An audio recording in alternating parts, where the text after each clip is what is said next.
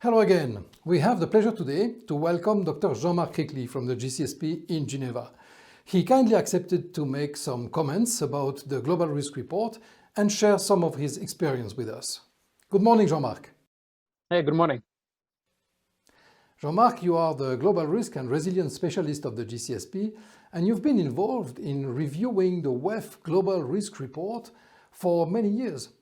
What were the main highlights you've got during all these years?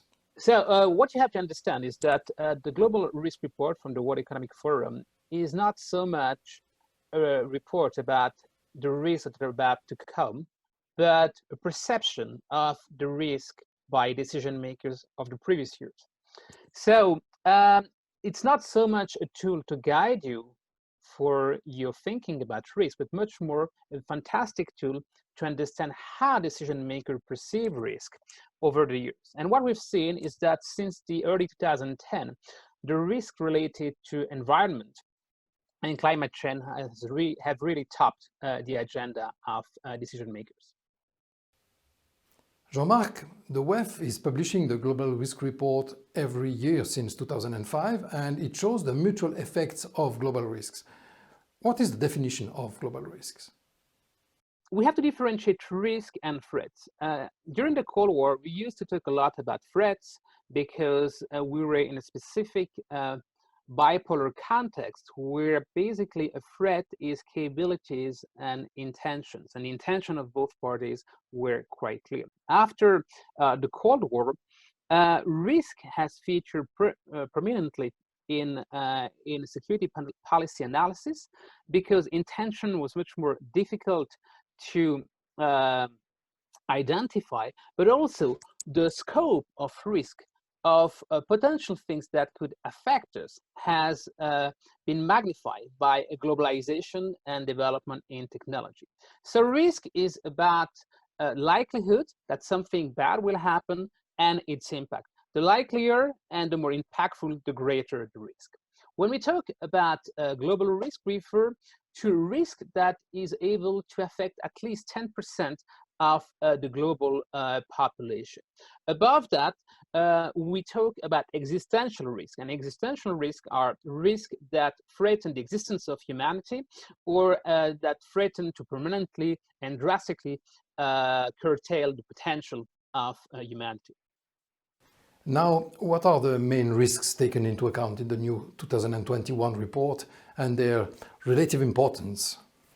So here, that is very interesting, because if you look at the report, the top global risk by likelihood are first extreme weather, climate action failure, human environmental damages, and infectious disease, featuring fourth position.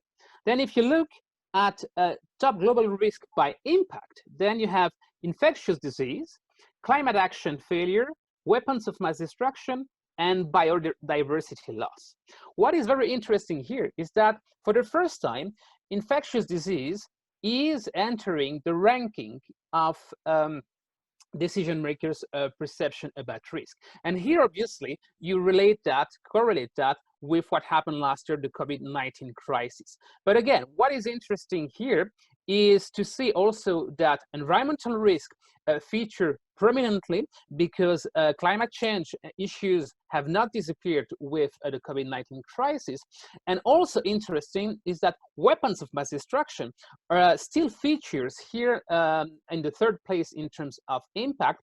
And obviously, this has to do with what happened in the Middle East, the harsh policy of the Trump administration against Iran, and Iran's retaliation or trying to influence the American into reconsidering joining the JCPOA.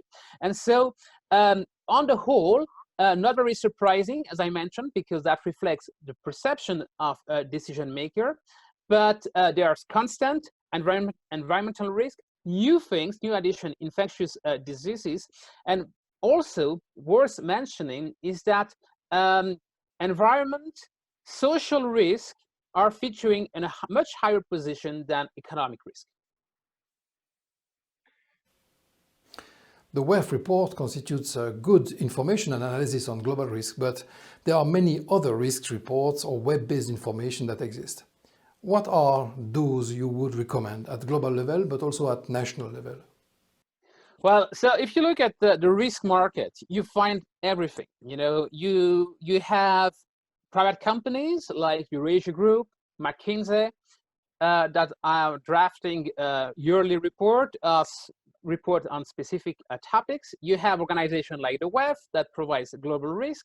You have professional organization like the Geneva Association for the insurance industry, or ISACA, which for IT governance, the Institute of Strategic Risk Management for more business risk. Then you have those on technology, the EPFL, International Risk Governance Center. And obviously, above that, you also have national risk assessment in terms of security or national security report. And then also international organization. The UN provides lots of resources. So what is the most important thing when you look at risk is really defining what you're interested in, because depending where you sit, you will have a different perspective about what is going on, and also your interest will be different. So for me, that I'm very interested in the evolution of geopolitics and geopolitical risk, as well as technology. I have to say that I look at these reports, but that's not my primary source of information.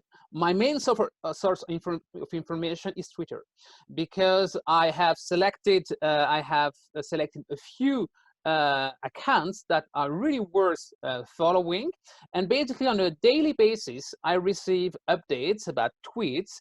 And nowadays with social media, you can have a lot of information even prior they are being published by newspaper or in report. And therefore I strongly encourage you to set up a social media account on Twitter or other social media, because there are lots of bad things with social media website, but they are also good in the sense that their algorithm will actually understand your preferences, and they will feed you with information that you're interested in. So if you keep your social media account professional, just looking at your interest in terms of professional interest, then they will feed you information and you will gain a lot of time. So basically I'm using that, and on top of that I'm also following the news to build up a mental structure about what happened in the world. So when anything happens in the world, I could actually put these different events into my mental box. But that requires some training, and it takes years to build up if you want the capacity to have the structure, the geopolitical structure in place in your head. Back to the report. Could you elaborate a little bit on the trends mentioned in the report and their possible short to midterm evolution? Yes, so as I mentioned, the 2021 report is heavily influenced by the pandemic, and it's not surprised that the short-term risks that are highlighted by the report are direct consequences of the COVID-19 crisis, and they are mostly economic and societal, in a sense of the risk of employment losses, the risk of widespread youth disillusionment, because the youth has been hardly hit by this crisis. There are also issues of digital inequality, because over the last year, most of the world has moved into a digital mode, but access to digital capabilities are not equal, and therefore this crisis has worsened, if you want, the inequalities between countries, but also within countries and the different layers of the population.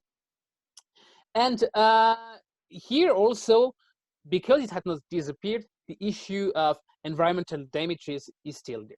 Then in a midterm horizon, 3 to 5 years, the economics the economic risks are much more important. And this is logical because basically if you create unemployment, if youth is disillusion, that will create economic situation where it's more likely to be quite bad. And so here, debt crisis feature predominantly, asset bubbles, price instability, inflation are considered as potential risk. But what is also interesting is that what we've seen in terms of the COVID-19 diplomacy, where some states have tried to push their own agenda, has, if you want, magnified the emerging geopolitical tensions and the reequilibrium, realignment of global geopolitics, where the unipolar moment of the United States is vanning, and you have the emergence now of a contestant, which is China. But at the same time, you have also, because the United States was withdrawing from international affairs, you have also some regional powers that have taken over on certain part of the world. Think about Turkey, think about Saudi Arabia, for instance. And so here, what we are seeing emerging, some would say it's a new bipolar system. I would tend to disagree with that. What we are seeing are, for some people, a multipolar system. I personally would characterize this as an apolar system, meaning that no states have the ability to prevail across all dimensions of power. And if that's the case, then you have a much more fluid and much more conflictual international environment. And over the next, the longer term, which is 5 to 10 years, the heavy tendencies are still there. And the heavy tendencies that we highlighted at the beginning, environment is there, climate change is a problem and will remain a problem. And what is interesting here is that you merge environment with geopolitical struggles, and here the risk of not being able to deal with this crisis with a single voice, but states trying to instrumentalize this crisis. And on the top of that, traditional geopolitical issues like spread of weapons of mass destruction related to this international environment, which is much more fragmented, is leading to a situation where possible accidents, misuses, or potentially deliberate uses of weapons of mass destruction or hostile on action could be foreseeable. And even in worst case scenario, if you think about what could happen because of the impact, the social impact of this crisis, it could lead to disintegration of states, collapse of states, and also potentially collapse of the multilateral international system. And what are other risks we should take into account? Yeah, so what is interesting is that you have this traditional global risk, but now the international community and some organizations like the WEF and also the GCSP is increasingly thinking about what we call frontier risk. And these frontier risks are risks that are not yet, have not yet materialized, but are on the horizon. And for the first time, the 2021 report has included a reference to frontier risk. They mention accidental war, anarchic uprising, brain-machine interface exploitation, collapse of established democracy, geomagnetic disruptions, neuro-mechanical control, or deployment of small-scale nuclear weapons. Here, what is very interesting is to look at the DNA of these frontier risks, and most of them are related to the growth of emerging technology, which is exponential.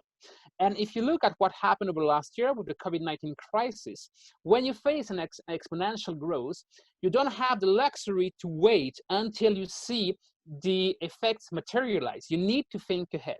And therefore, if you think about, for instance, a topic that I'm heavily working on, brain-computer interfaces, these devices, which could potentially, and are already for some, able to read what you think and also influence the way your brain works. If you think about that, you need to think also about potential misuses and how they could be weaponized and used in the military. It will be too late to tackle these issues when the technology is mature, so better think ahead And in the field of brain-computer interfaces, just looking at warfare, potentially you could have devices that could directly change the way people think. So the importance of using weapons in warfare could be actually put into question in the future if that kind of devices will ever meet the market. Thank you very much, Jean-Marc, for this interview and for supporting our platform. We wish you all the best. Take care. Thank you. It was a pleasure.